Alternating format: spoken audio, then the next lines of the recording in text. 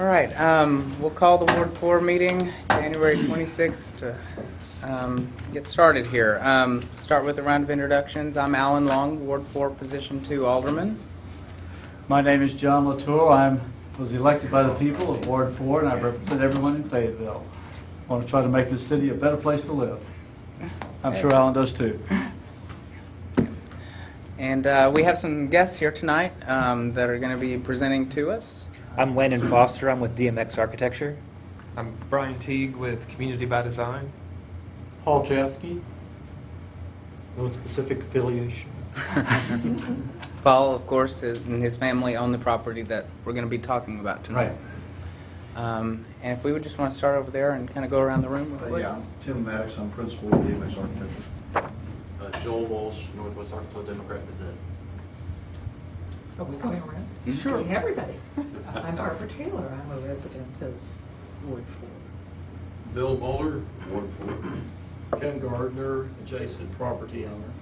Susan Gardner, also adjacent property owner. Beverly Schaefer, I live on Cleveland Street, a couple of houses down from Paul's property.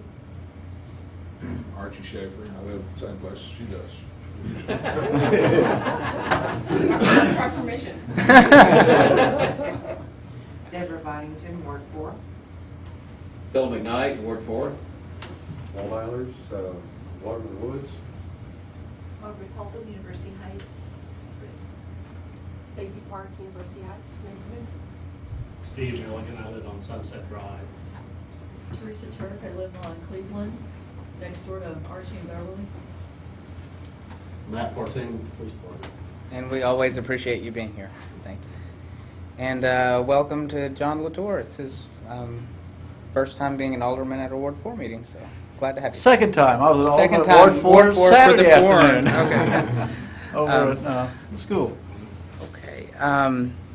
So tonight, before we get started, someone let me know that one of the neighborhoods, Waterman Woods, didn't get the notification that was sent out. Walt, did y'all not receive that? For which one? For the neighborhood for this meeting? Did y'all not? Yeah, we did. You did get it? Yeah, sure. Okay. Oh, that concerned me. I just wanted to make sure No, there we wasn't a didn't. glitch or I something. have to look at their Facebook. Okay. Because I sent it out to everybody via email, but I didn't know if everybody got it. So just wanted to make sure no one got dropped off. Okay. You want to get started and kind of just tell us what you have in the works and what your ideas are and where you'd like to go. Sure. Have a presentation. You slide the front thing. Oops, I changed the focus. Yeah. Do you want me to help you out? Yeah, maybe just.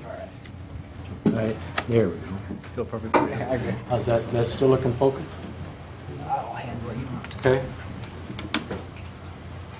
Okay. Well, thanks for being here tonight. And this is the house where I grew up. My family lived there for over 40 years. All my siblings grew up there, and we have some land around there, and we have some ideas of... Okay, thank you, yeah. Have some ideas of what we'd like to do there. So tonight what we want to introduce the family and the design staff to you and kind of give you an idea of our preliminary design ideas, and I guess whatever feedback or discussion we want to have, then we can do that too. That's us. That's the family. We all grew up there. All graduated from Leverett High and Fayetteville High School. And went on to other things. My sister Dethea, my brother Leroy, myself, and my sister.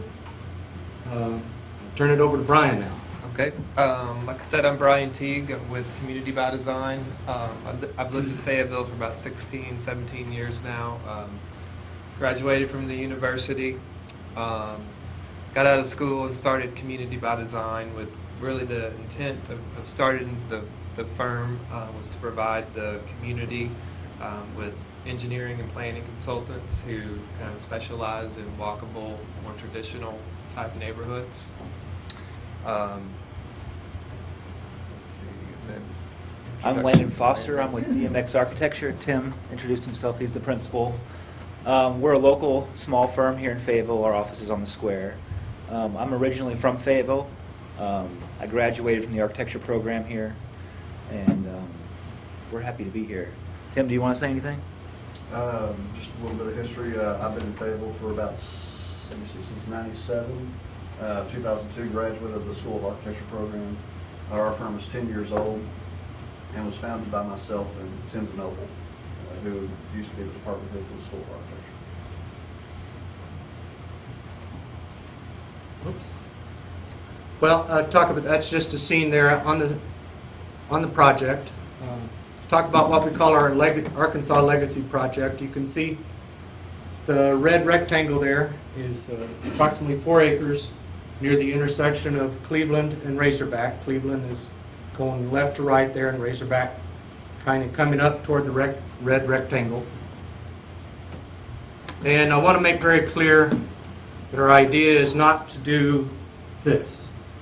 It's not to do Project Cleveland or whatever it was called at the corner of Cleveland and Hall. I guess that's not consistent with what our family wants to do. I don't think that was respectful of the neighborhood. By the same token, I guess I don't want to end up with a big parking lot there either. I guess that's not what we're trying to achieve on what we call our Arkansas Legacy Project. I think we're trying to be respectful of the neighborhood. I guess I'll talk, I think the next slide here, our basic project goals: we want to contribute to the neighborhood, we want to help build the neighborhood. We want to kind of have a townhouse or single family look and feel. We want to manage traffic and parking both on the site but also around the area. Of course, the city requirements, but also we want to preserve the green trees and some of the green space there. Basically want it to be pedestrian friendly, especially with that location, and Brian will talk about that a little bit more. And I think we're doing a very good job of overall contributing to the city's goals and that they've identified through the long range plan. So I'll turn it back over to Brian now. So Paul came to us about a year ago looking for help on planning, laying out the neighborhood on the property. And at that time we were discussing around 40 to 50 homes, and that was kind of based on the existing zoning that is attached to the property, which is a combination you see there in the property highlighted in red. The existing zoning is kind of a combination of RSF4 and RMF 24. You see where most of you guys live over here to the west is zoned RSF4. To the west of Razorback and to the east of Garland, it's RMF 40, with the area in between Razorback and Garland, kind of a lot of the university property, Leverett Elementary, a little bit of maybe a transitional zone. I don't know for as far as zoning goes. Paul mentioned that with our plan, we'd like to follow the city plan 2030 goals. All of them kind of hopefully indirectly we feel like our plan responds to them. But specifically, I think we directly respond to goal number 1 of making appropriate infill. Goal number 3 of making traditional town form the standard. And goal number 6, creating opportunities for attainable housing. You look at the city's future land use plan, and you see that in the area where the property is, it's designated as city neighborhood. This designation encourages more densely developed neighborhoods with a wide spectrum of both non-residential and residential uses. So I don't know, maybe lending itself towards that kind of transition zone that I spoke of on the existing zoning slide. One of the objectives of goal number 6 is to encourage a mixture of housing types, allowing residents to age in place. Our goal, I really want to point out that our goal is not to create a monoculture, an apartment building, or even an apartment complex, but to build a range of unit types at kind of a smaller, more neighborhood-friendly scale that would enable someone to move into the neighborhood and when they're young and live out their entire lives there. Another part of goal number 6 is to make housing more affordable by reducing the cost of transportation. So you look at the quarter-mile ped shed around the property, or the 5-minute walk. And you see the university, you see Leverett Elementary, you see Clark's, Walmart, restaurants, all within a 5-minute walk of the property. Also, there's a Razorback transit stop that's already located on the property. So you combine all of these things, and it's really quite possible, for somebody to live in the neighborhood that we have proposed without a car. That kind of goes back to the Center for Neighborhood Technologies study that they did in Northwest Arkansas that found that most of Northwest Arkansas residents pay more for their transportation than they do for their housing. So we feel like we have an opportunity here to provide affordable housing by making the transportation a lot less expensive, by reducing the cost of transportation.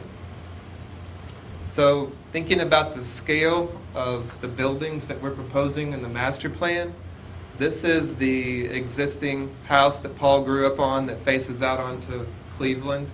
And then these are our proposed houses that kind of create an elevation that proposed elevation that faces out onto Cleveland. And what we're trying to do is, again, a mixture of unit types at a smaller, neighborhood-friendly scale.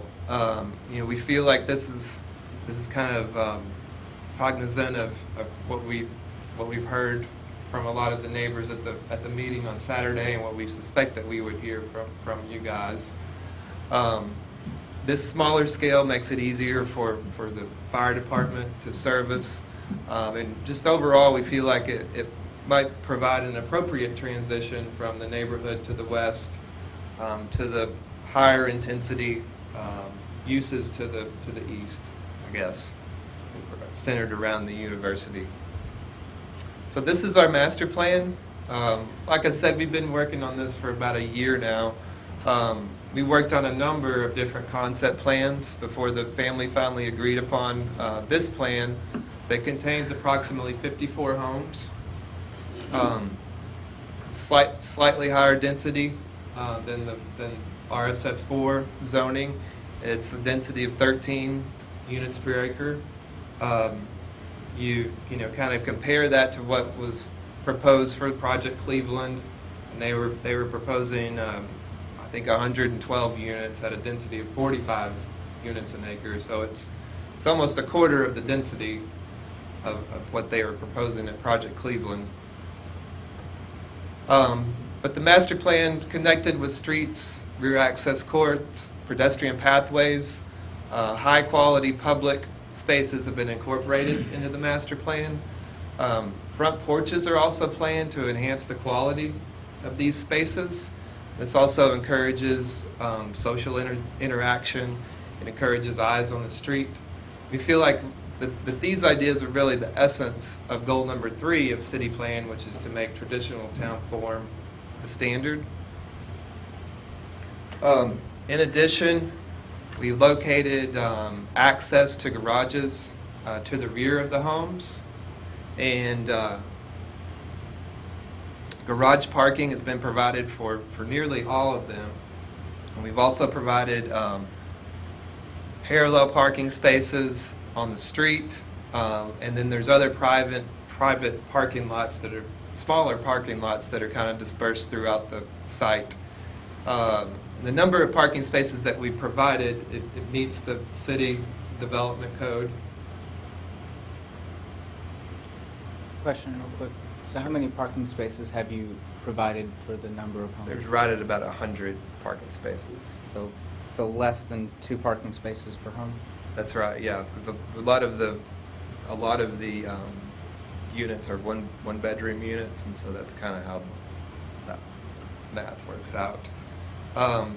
But in addition to the front porches, a more private courtyard is planned for a majority of the homes in order to expand living areas into the outdoors.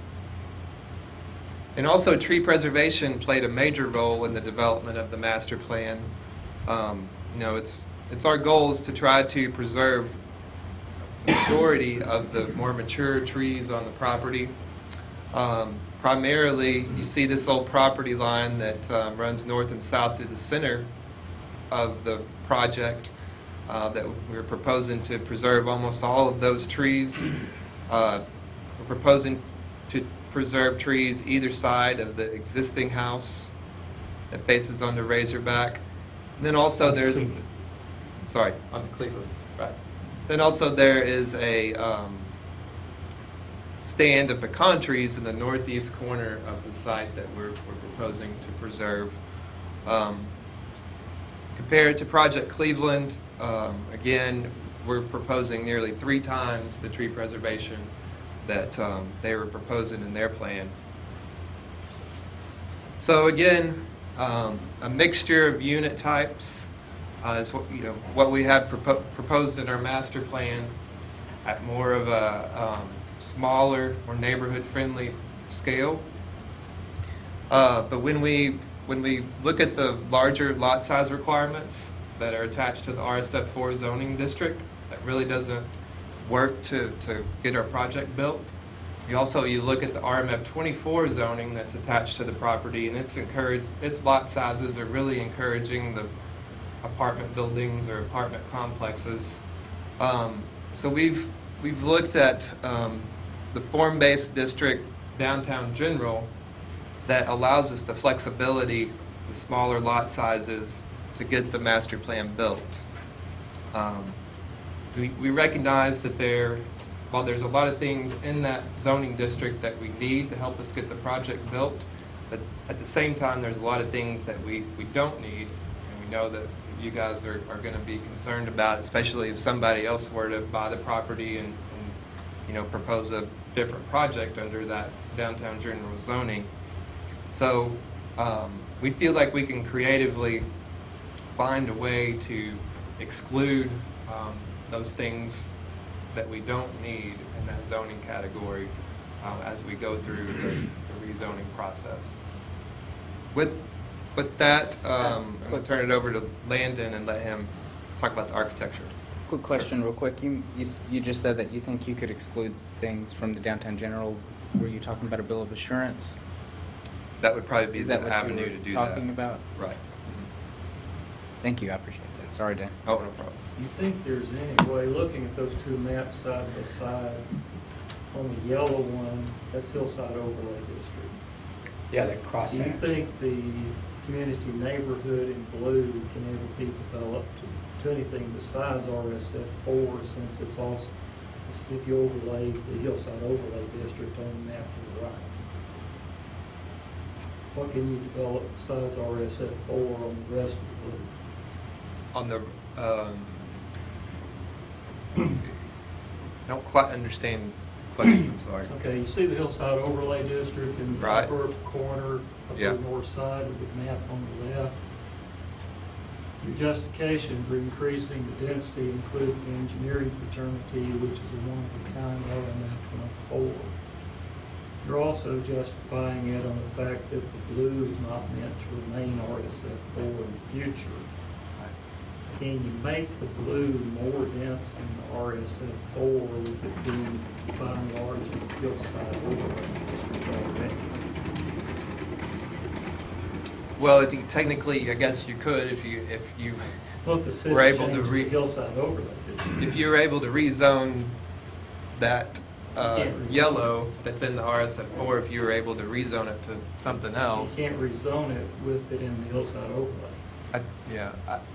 I think you can rezone it, but the hillside overlay regulations would still apply to those other It zoning would, so if you categories. rezoned it, you couldn't build anything more than RSF4 from a practical standpoint.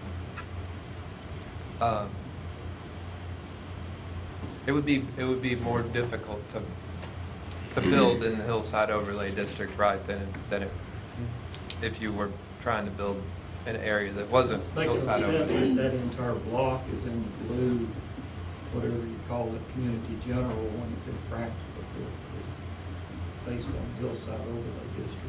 This is the city's information, right? This, Yeah, that's the Right. city's map. Yeah, That's the city's maps. Yeah. I happen to own most of the hillside overlay district. Just to the north, right there, yeah. a good Yeah, I point. I wrote it down there as kind of the effect of the hillside overlay and on development. And I guess we've met with the planning staff and we've kind of started to have those discussions already. So we're aware that it's there. So Am I understanding that you're planning to preserve the house that you grew up in? yes, That's a lovely, graceful looking house with the French doors and we like it too. Oh, I love the house. In fact, your father was one of my professors and my dad's professors. I like that legacy, that connection. So I'm trying to preserve that and kind of maintain it. So I think I've got that down. So let's maybe go ahead and then after we go ahead and get into discussion. So the architecture kind of reflects a lot of the planning goals. Smaller in scale, under the 30-foot height. Mostly two-story. The original home is right here in this image. So this would be Cleveland. You can see front porches, sometimes upper balconies or upper porches. We try to kind of mix it up a little bit with that. This would be the inside of the courtyard, which you saw on the master plan. So the north street elevation would be to the left there, and the 4 units you're seeing right there are the east. Maybe we just mention the Theta Top property would be just on the other side of those. Yeah, it's houses. just behind them. On the right-hand units would be. This is the central courtyard, which would have more trees in it, but we didn't want to block the architecture because, you know, we're architects. So again, front porches lifted up off the ground, you know, for front steps, eyes on the street, windows, porch in the front. There's sidewalks ringing the entire courtyard. This is the Cleveland Street elevation, which you saw part of earlier. So there are some larger townhomes over here with smaller townhomes to the left of the original house. These are the north courtyard townhomes. Your property would be right on the other side behind these. This would be the west courtyard. The townhomes, again, similar elements. Excuse me, could you tell me, for purposes of this conversation, what is a townhome? Sure. Townhome is generally a 0 lot line home, so you don't have it surrounded by yards and things like that, so it's usually built up against another unit, but it usually is classified as a single family home. So each half of these buildings has an individual owner.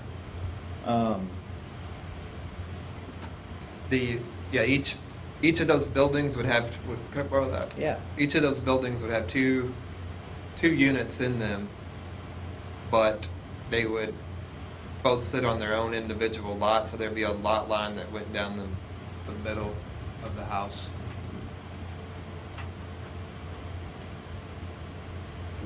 Thank you.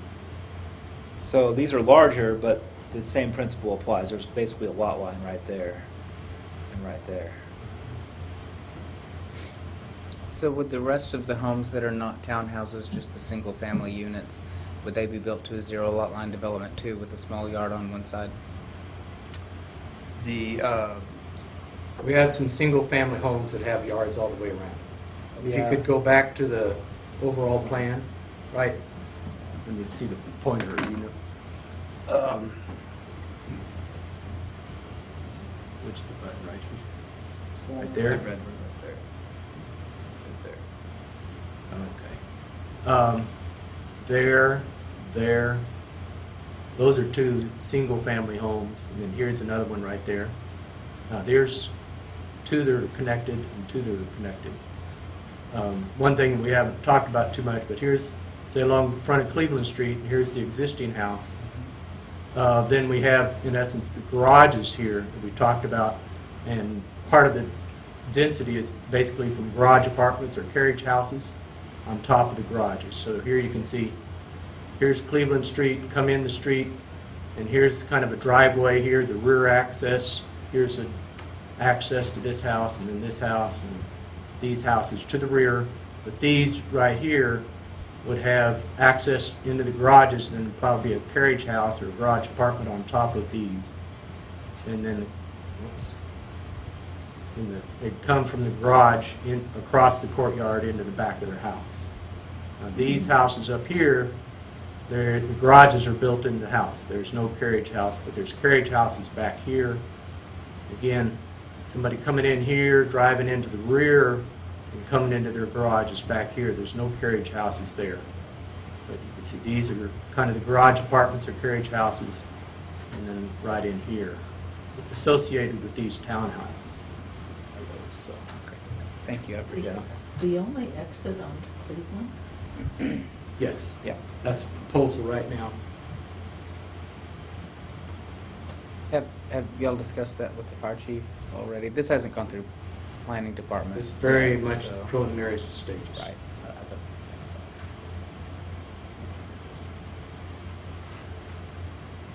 Cleveland elevation, the north again, the west again, the east, with the larger units where we were.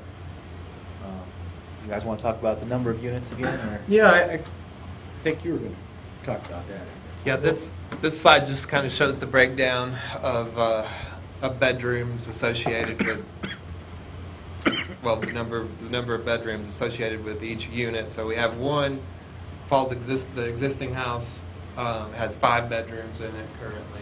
We're planning to keep that. And then there's 8 4-bedroom homes, 14 3-bedroom homes, 22 2-bedroom units, and then there's 9 units that would just have one bedroom, for a total of 54 units.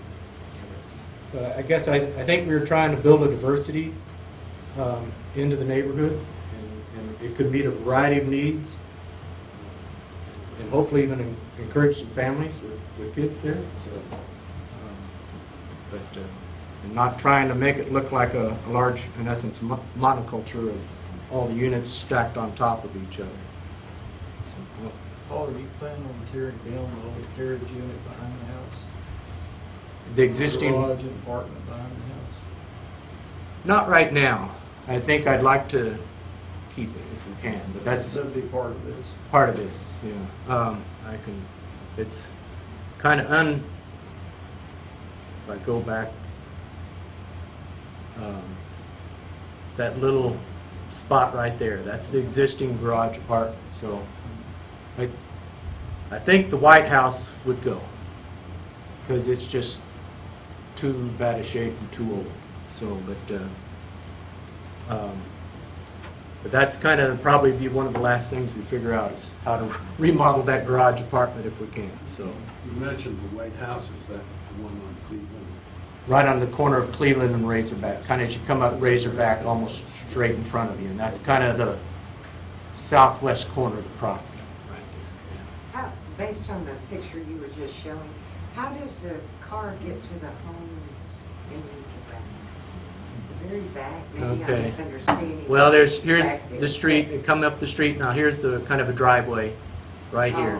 Oh, okay. And then kind of the trees, they'd make that corner and then come into the back. Okay. So that's how they get there. And there's actually, you don't know, but there's parking right in here. And then this is kind of the green tree retention, and it's been suggested, well, maybe that could be a dog walk area. That's a suggestion we've gotten a couple times already. But I guess then this is, I guess we haven't mentioned this enough, but this is kind of our green space courtyard right here in the middle. Whoops, excuse me. But that's, I guess, I think it'd be a nice feature, I guess, and I think of the community of Savannah, Georgia. I don't know if you think about all the squares and that, and so I think it could be a very nice feature. I like kind of a center courtyard for the whole neighborhood. Paul, is that driveway that you just pointed out, is that 2 lane? How wide is this driveway right here? It would be two-way. Yeah, it'd have to be for people to come in and out. It had to be at least 16 feet wide. And something that goes along with that, some of the neighborhoods built in this fashion have their solid waste and recycling pickup in the rear of the home as opposed to the front. Have y'all considered where that would be? I would like to encourage the solid waste guys to stay in the front. There's a lot of codes that we can avoid setbacks from the alley and that type of thing if those guys stay in the front. One day a week they come through and pick stuff up. Well, it matters in how they approve this toward their turning radiuses. Right. Yeah, that's the guy that's spent a lot of time educating me on turning radiuses and code requirements and fire restrictions, and so I guess there's no question. I have a quick question. How many acres is the project? right at 4 acres. 4. Just Okay. 4.06, I think, but I round it to 4 acres. So basically, I wanted to mention that we had a meeting with some of the neighbors on Saturday at Leverett School. Had a good discussion there, and here's today. We're board meeting, so we're very early in the process. We haven't submitted anything to the city yet. We hope to do that soon. I guess that's the next step, the request for the zoning change. I guess we thought it was helpful to at least start the dialogue, and I think we've started to learn things already before we submit anything. And so, but we think we'll submit a request for a zoning change fairly soon. I guess I don't have a date for that yet, but some folks that live next door to us will get an official letter from the city, and you'll see signs out in the front yard, or you'll hear things from neighbors. So this is our attempt to try to be as complete and open in terms of what we're thinking about, and communicate, let you know what's going on. So when those formal notices are sent out, and then there's the planning staff will review our proposal, and the city planning commission will go through their hearing process, and then the city council, and then later after that, then there'd be the actual building permit application. And then I guess there's something called a large-scale development review and approval. But in terms of when all the that's when actually they get into the details of design for.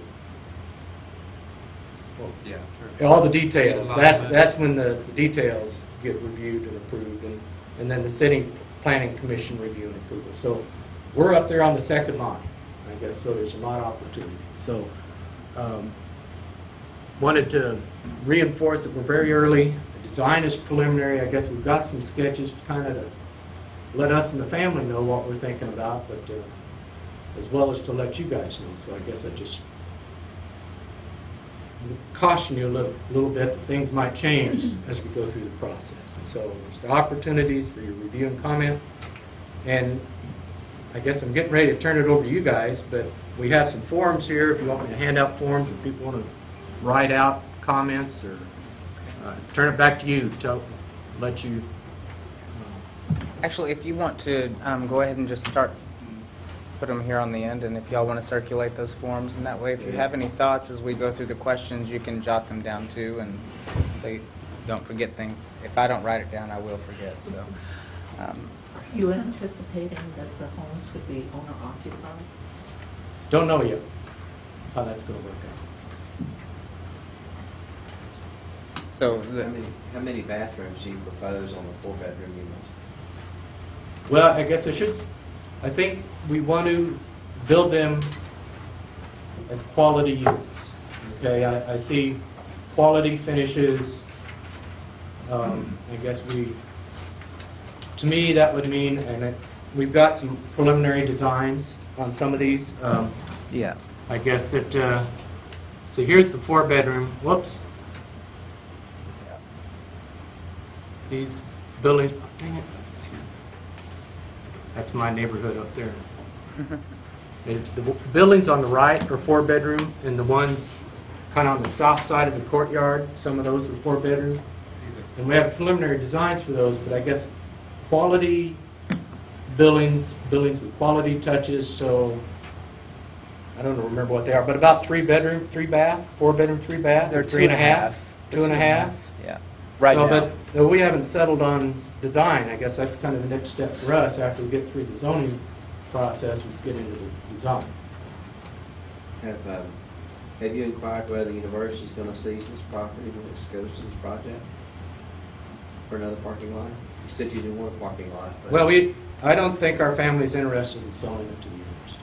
Say it that way. I'm sure we'll be contacted. I expect the university will. So you're not really giving up ownership, you're an investor in this property? Right now I am, yeah. And I'll just kind of relate, we're one of the architectural firms that are on-call contract with the university. We also have another project we're working on with them, so we've got 2 projects underway. Although I haven't mentioned this project to the university, we have been in a discussion about another project that is going to require them to purchase property, nowhere near the site, but this other project would. And the comments from facilities management in that meeting is that they've had to use eminent domain twice in the last, 15 years maybe, and they don't like to use eminent domain. That's not the way they'd like to look. So we're at least kind of anticipating that that's not the route they would go. But if they have any plans for this property in their master plan, then of course they may be contacted. And things are changing with the university. I guess the way I answered is, I think our family is embarking on this with the intention of doing the project. We wouldn't be doing it if we weren't serious. And from my conversations with Mike Johnson, eminent domain's not something they like to use, but it's never something they take off the table. If that can be vague enough. I think, Ryan, you had a question back there. You had your hand up. I think the thing that always makes people nervous is when you go from 3-bedroom to 4-bedroom. With the issues, and I was just wondering what the reasoning behind that. Just, I think when you have 3 bedrooms, you tend to have more than 3 other people. When you go from 4 bedrooms, it opens the door to that. So just wondering if you've seen other projects 4-bedroom, if that leads to families, what was the reason? Well, I guess we want to have a range of types of residences, is one thing. I guess another, to me, if I think of a family, a man and a wife, 2 kids and maybe 3 kids, that's potentially 4 bedrooms, or 2 kids in an office, that's 4 bedrooms. So I guess I'd like to maintain the option of having some spaces that might attract families. And to touch on that, if it were rezoned more multifamily, you could have up to 4 unrelated in a multifamily zoned area. So that in those units that were designated in that zoning, so that it's 3 in a single family home, 4 in a multi. I had a follow-up question. That was a good question, because I had something I wanted to write down. We've had a lot of problems with parking in the past in surrounding neighborhoods. I know Sunset has had terrible problems with that, and even surrounding streets. So if we've got 54 units, which, by the way, I think your designs look very nice. We'll just see what comes to us to review, since this is preliminary. But if we have 54 units and 100 parking spaces, so I'm just thinking about myself if I were living in one. So if I live there and someone else lives there, and we take up our little under 2 parking spaces, and we have guests over, where are they going to park if everybody else is at home too? That'd be my concern. Can I kind of answer the last question and that question together? Yeah. I think, because I was wanting to say something in response to that, and just say that, with working with Paul throughout the process, that he's been committed to really making this, turning this into a neighborhood with a mixture of unit types and a mixture of family types living in the neighborhood. And even though when you look at a pro forma, the 4-bedroom units don't necessarily pay as good as a 1 or 2-bedroom unit. But Paul's been committed to those 4-bedroom units, because he really believes in, if you want to provide something for families to live in, then you need to give them enough bedrooms, and some families need a few more bedrooms than other families.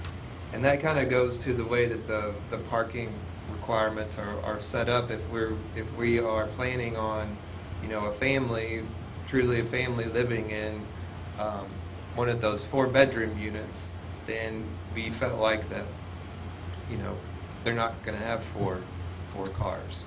If it's if it's students living in that house, which is really not what we want to stay away from, then they would have 4 or 5 cars or whatever.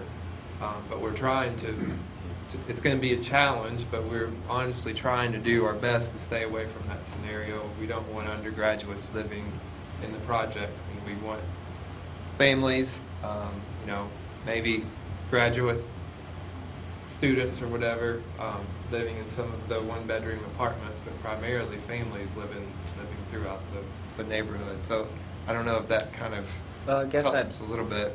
Just ask a follow-up. You said that, you know, and I know this is preliminary, so I'm not trying to put you on the spot too much, but you think that families won't have, you know, more than 2 vehicles, but, you know, many families have 3 vehicles or 4, as it may be, because they have children and stuff. And then, but also, you mentioned that to try to stay away from undergraduate students, but you can't really not sell a house or rent a house but to a student, because that's discrimination, and there's enough here to put you into that category of not being able to do that. How would you achieve that? Right. I think in some places you maybe not in Arkansas. I think you can. I guess what I would say is that we're trying to encourage a pedestrian-friendly community, and if you attract it, it's going to be a higher density housing that I think would attract folks that would say, okay, I need my car once a week, but most of my time I'm going to be walking to the university or walking to other places. So I guess that's part of the rationale, is that and it would be consistent with, I guess, that city goal 3 for, I guess, that higher density. I guess, tell me what the language was. Well, the city neighborhood designation, and the fact that we're encouraging people to, or we're trying to build a neighborhood where a lot of the people would walk. I think that's brought to light by your ped shed, that within a quarter of a mile. I mean, I'd love to not buy any gasoline, even at a cheap price. But looking at that ped shed, has anybody ever walked up Cleveland Hill? Has anybody ever walked? I have 3 times, and I've lived there 10 years. Has anybody walked from Parks to this side? Yeah. I see students walking up and down from the University all the jogger, and I time. avoid those. Well, you and I might be married to our vehicles. I avoided those 25 years ago. But here's the thing. Here's the point. Is a neighborhood like this with a ped shed similar to this will attract people who are green-minded, who don't want to have a vehicle or don't want to use a vehicle any more than they have to. There's a greater chance that those people who live in this neighborhood than many of our neighborhoods out in Ward 4. Well, that's probably true, but you don't have a lot of places to walk to. Well, you have Harvard University. That's the advantage of this location. I think we can encourage pedestrian-friendly neighborhood at this location, and we're at the top of the hill. So I think you can make that a goal. I don't think you're going to be able to control it. I seriously don't. And as we said the other day, one of my concerns is if you have school-age children that do not go to Leverett School, the only way from that side of town to Ramey or FHS is right by that on Cleveland. And so you've got potentially 110 cars coming out of that one driveway every morning trying to go somewhere. I'm very concerned about Unless that. they live walking distance.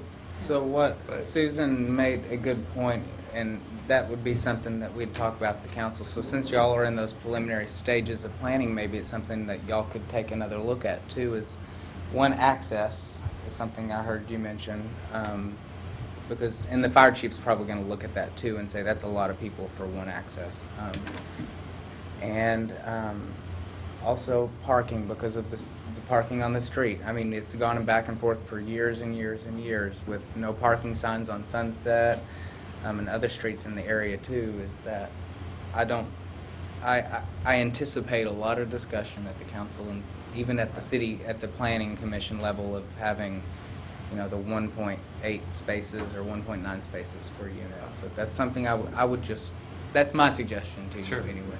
And a lot of the parking is, I think we have to keep in mind that, I mean, that is that really comes to light in the large-scale development process when the city reviews the project for the parking ordinance. And then we can look, we'll start looking like Alderman Long suggested, is like, well, if you have a four-bedroom home and there's only two parking spaces, what if somebody has a third car? And that's when we look at, well, that's this parking right here, that would, we start to look at each individual unit and how the parking will work. But yeah, and but before it gets to the large-scale development portion, it has to go through the council first, and I suspect y'all will have to probably address some of those things before then, before they would allow, we can cumulatively allow or not allow, whatever it is, whatever the decision is, the zoning change. So that's something I would start talking about now, because there's going to be a lot of people, just like in this room, talking about it there too. Sure. And talking to city council. Could I answer your question first? Sure, and then we've got Deborah. Your hand's been up for a while, and I saw one other person too, right back there. So we'll start. You can go ahead and then. With the fire access, the code, if you stay below a certain height, which we're doing, you could have as many as 30 units on this one entrance. So the fire department would service these 30 units here with this street, and then the additional units would be serviced from Cleveland. So it's kind of how those numbers work as far as the fire department goes.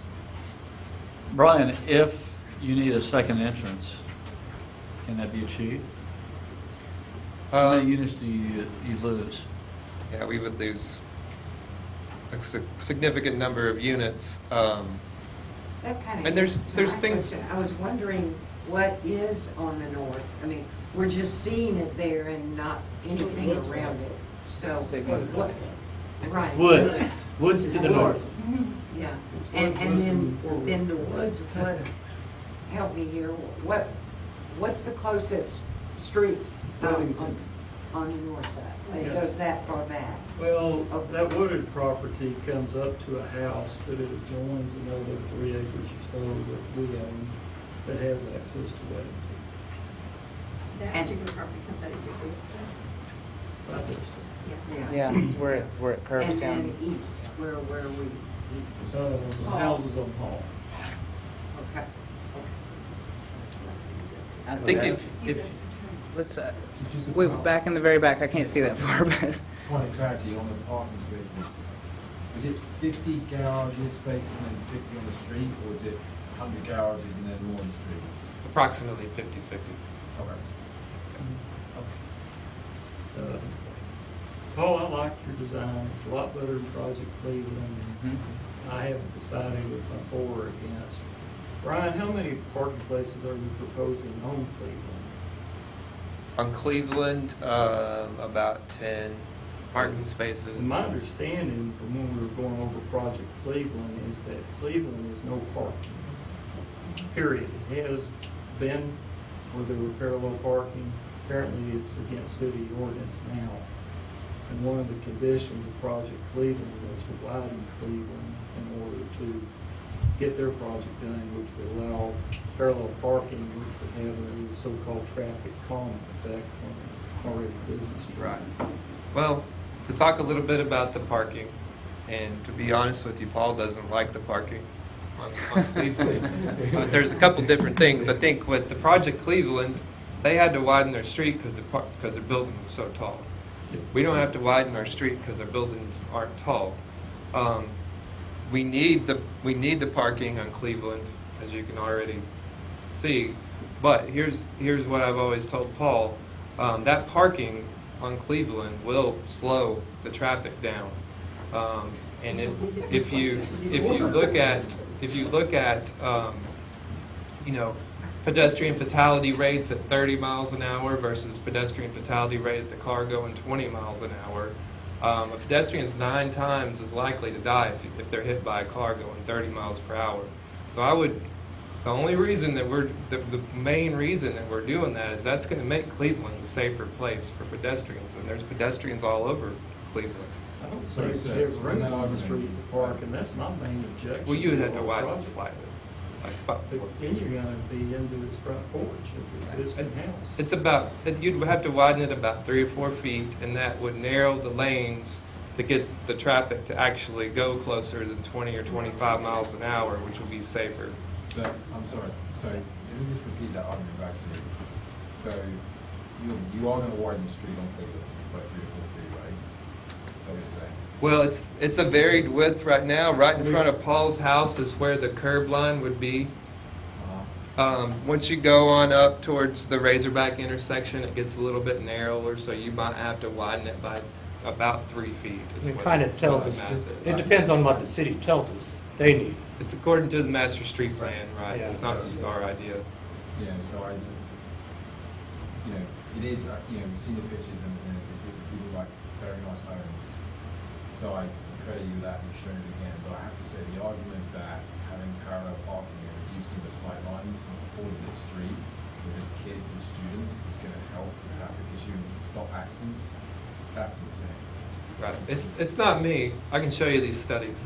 I'm just So- reporting them to you. So I'd love to see the studies where Okay. it specifically relates to that street with that sight lines. All right. And with that three-way stop, and with that street lighting, with that student population, and with that school, the common sense alignment tells you that is not. Well, when the way that the intersection functions at a 4-way or even a 3-way stop, I mean we can get. I mean, again, this is a lot of detail. What I'm saying is, don't, what is a beautiful design, that is a poor argument. I don't agree with that comment. I have to disagree with How you. many but- times have you driven up and down Cleveland at night? That's a I mean, concern of mine that I guess I've had the discussion with Brian and so, but it's very early in the design process, so I guess I appreciate the comments. Well, I think it did, for me though, just purpose speaking, that erodes my trust when there's that kind of argument. Okay, let's, so that is something we'll continue to talk about. We don't have a lot. I've got two more first, Bill, and then I'll come to you. I've got Walt's had his hand up for a while, and then Beverly, and then Bill. Well, I'm trying to understand this in context with some things that already exist. This is more dense property. How use for dense development, how would this compare with, say, the townhouse development down on Brookville Road? Because that was designed to be a walkable community, and it was designed to be more dense housing. And basically, as I see it, it turned out to be student housing because that's just the way it develops. So how will this compare to that or be different from that? I don't know what the density is on Rupel Row, Walt. It's probably close to what we're proposing. It may not be quite as high. They're all zero lot as what we're proposing. I think just I don't know a whole lot about Rupel Road, but it is almost all the same, all the same unit type over and over and over again. And I think that's the biggest difference with our plan, that it truly is a range of unit types. And I think that's important if you're trying to build a neighborhood, get a mixture of people living in it. Okay. Walt, was that your question? Yeah. Okay. Beverly? Yeah, I just wanted Brian to add another comment about the parking on Cleveland and the interior parking that's not garage parking. I think there's going to be a significant issue with that being occupied, not by your residents, but by students, full-time parking. And that would be the issue with the ones especially on Cleveland is I don't think that your residents will ever park there. I mean, I think it'll be parking for the dorms. And one of the, so that would be difficult. If it's city parking, you can't really say it's for residents only. Right? There are designations we can request, aren't there, for neighborhoods that they're Not in this area, no. Well, like in the downtown, there's downtown parking that's just for residents. So Well, we'd like people to have can't- that too on Sunset if that's well, available, but I that- think that would take an ordinance. What That would take an ordinance. what Beverly's talking about is the downtown parking plan where it's metered and numbered, and we have code enforcement people that drive by and check that all the time. is only in the downtown area, and we don't have city budget allocated for going outside that area. So that wouldn't be an option here. It would be city parking available to yeah. anybody. Yeah. And so that would be basically student parking, probably I mean, it's first come, first served. So we had that problem on Sunset. But the bigger issue too in safety is being able to see around those vehicles, because there used to be parking some there in front of Reed on Cleveland, and it was so dangerous. It got so dangerous that we asked the city to remove it. I agree with you. We haven't, in a lot of the intersections in this town where there's parallel parking, it hasn't been properly designed. Right. But if you design it properly, when a vehicle rolls up to the stop sign, you can set it up to where those cars do not block those side triangles. And I have another presentation that talks all about that stuff, but I think it's, Yeah. I agree with you. I mean, that's a concern, but I think we can But that means the alleviate students that. actually use the crosswalks, and they do not. Yeah, they'll be running in and out between the cars. You probably need to come over there sometime in the morning when it's the worst, and then from 3 to 5 in the afternoon. And I think it'll be something that will be pretty shocking to you in terms of the traffic flow. So. And I can give you some more information on the residential parking program that they use in the downtown parking area too. As planning will do too, if you had questions about that. That was one of my concerns about too, how do we keep those parking spaces for the residences? You know, I was mentioned that to them a couple times. I'm going to give you some information, then Bill's got a question, but one thing you can do is not have city streets. You can maintain the streets yourselves if you Well, choose that's to do. interior. The interior streets, yes, not the exterior. Private drive, yeah. Private, yeah. And Bill, you had a question? I have a comment, just a thought for you guys to consider. And that is that with this design, as you're laying it out, and with its location, that there could very well be a self-selection process here. The people who would find this attractive to live in might find it attractive because I don't need as many cars. Right. That's I think it's a niche. I think I recognize it's a niche, and I don't know if it's really being met right now. So yes, I think we can address it. If I were interested in making a move, I might find this interesting. But I'm beyond that now. I bought my last Yeah, there you go. Made my last Yeah, move. I'm almost. Okay, Philip? Yeah, I mean, personally, I think it's going to be moms and dads buying these houses for their kids to go to college. Bottom line, it's happening all over the city where moms and dads buy houses because they see it as an investment for the 4 years. And so, or 6 years, or 8, or whatever they're counting. I think the university went up to 6 or 7 years for a degree now. I So, I mean, think you may be right, Philip, which is why I suggested to the meeting on Sunday that they need to commit to not selling any of these houses to anyone who lives in Texas. That's probably not illegal, right? That's correct. Texas is not protected. I'm not going to comment on that. This is an Arkansas legacy. Not a Longhorn. Well, and I mean, hopefully you have some of the houses sell to people going to ball games. There's several in University Heights that are owned by people that are just coming up for the ball games.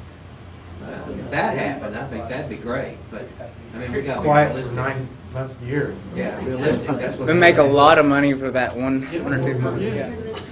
All right, we've had a lot of questions, a lot of good input. Did I miss anyone who had their hand up and I didn't see them? Archie, I didn't. I just have one okay. quick question that I could do the math, but how many bedrooms, or the 54 units, how many total bedrooms as you have it designed? Somebody said 117, but I don't know if that's actually You can go right. back that one slide. Back there, one slide, we can. We add it up real quick. Get a little math. I think it was a little higher than that. I'm That's what not I got smart. said. 32 plus 44, 53. Someone have a calculator? If not, I'll get one out. I've got a calculator. 33. right? Yeah. Even for parking. 128. That's different. You count everything differently when you do. 128? Well, we're close to that. Right. So you got 128 cars. Because I think. Plus wait. another 50%, so you've got 192 cars. Worst case scenario. I've got 132 bedrooms. That's right. It's 32 bedrooms. So you got 190 plus cars. Well, if it was multifamily apartments. If it was a typical residential neighborhood. So what's one thing Talking Brian back and I my were just scenario where they're buying it for their kids. You're gonna have 190 cars. Did y'all get Well, when we park 132 for bedrooms? football games, that's about, when it's Is that all about cars, 132 that's about bedrooms? 200 cars. 132. That's what I got. 132 is what I got. Our math matches. Okay.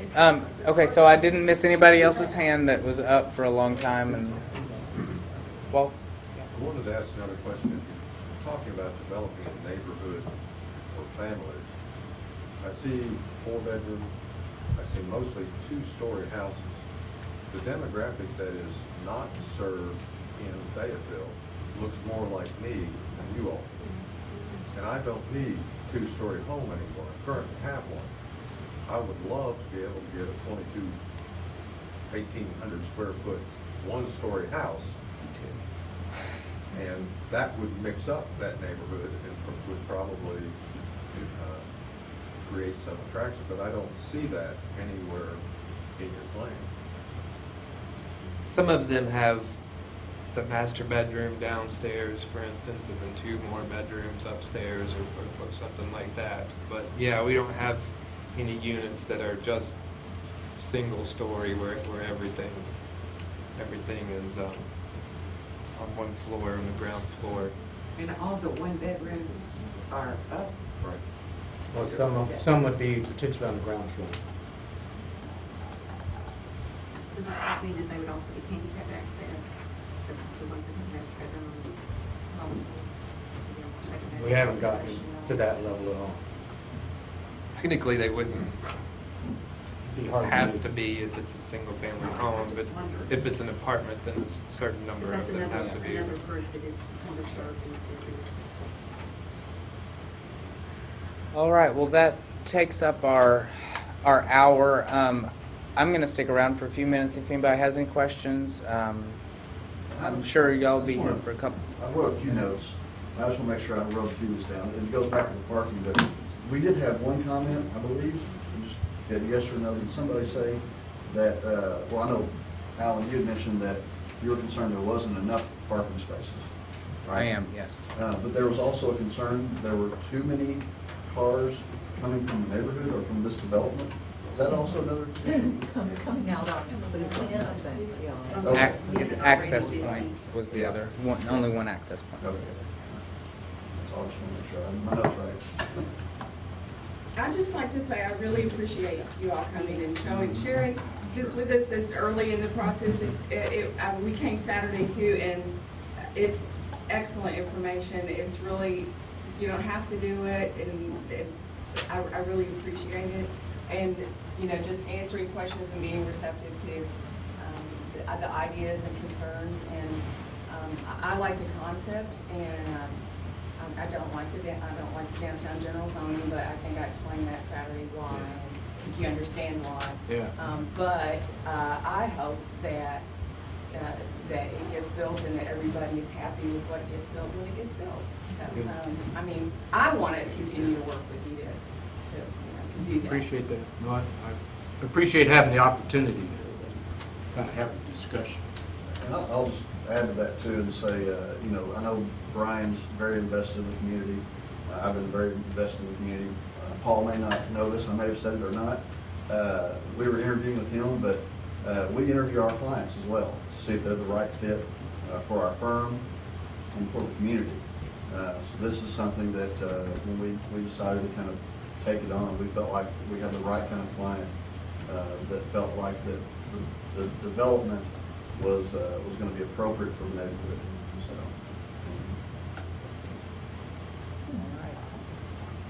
Ryan? I just wanted and I'll say afterwards too, that we have Town and Young Committee meeting today. And a lot of the things that are affecting the workforce are just giving us a quick, I'll just highlight, and then we're going to talk more. Most of these things stayed on the business, we'll talk about next time. But tobacco issues, specifically around the Fayetteville schools, and I'm drawing a blank right now. It's been one of those. It's been a Leverett. Leverett. Yes, sorry. It's been a blank. But there's been a lot of discussion about students walking back and forth across Cleveland. So trying to work with the city, working with the university, how do we enforce that? So that's going to be something that's carried over to next week. A lot of the construction with the roads, specifically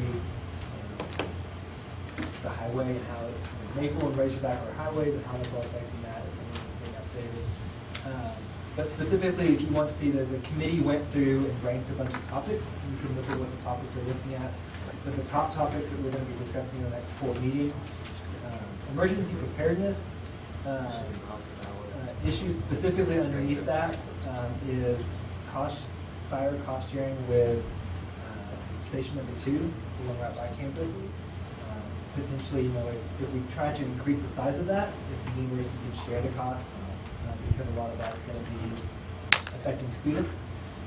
Just kind of an economic impact report that Kathy Deck will hopefully be doing. But also, at least 2 meetings are going to be discussing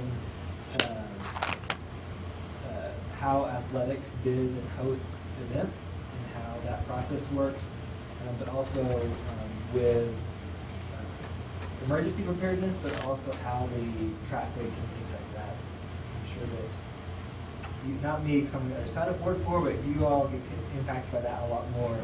So we're going to be discussing how that's all affecting how the city and the university can operate a lot. And y'all touched on the scooter ordinance today too, didn't you? Yes, we did. So I put that on there. We're going to talk about that more next week. I'm not sure if you might want to talk more about it, because I think you're like... Well, we've given pretty much everyone an update. Okay. But it went to the Town and Gown Committee to review after going to ordinance reviews. So. And they're going to be bringing it up in student government meetings this month, as well as the university's parking and transit committee is going to bring it up to discuss. Again, it's a university, so things operate a little bit at a different pace. But hopefully we get feedback from everybody involved, so that it's, if it is implemented, it's implemented collectively and accepts it. I say enjoys it, but accepts it. Thank you, Ryan. We appreciate you taking time and also serving on the Town and Gown Committee for Ward 4. That's a very important thing for communication in our community. All right, thanks everybody for being here, and I'll be here for a few minutes. I'll be talking with these guys, and I'm sure y'all stick around for a few minutes. If you have any of those comment sheets that you want to be on our listserv or turn those into us, appreciate it.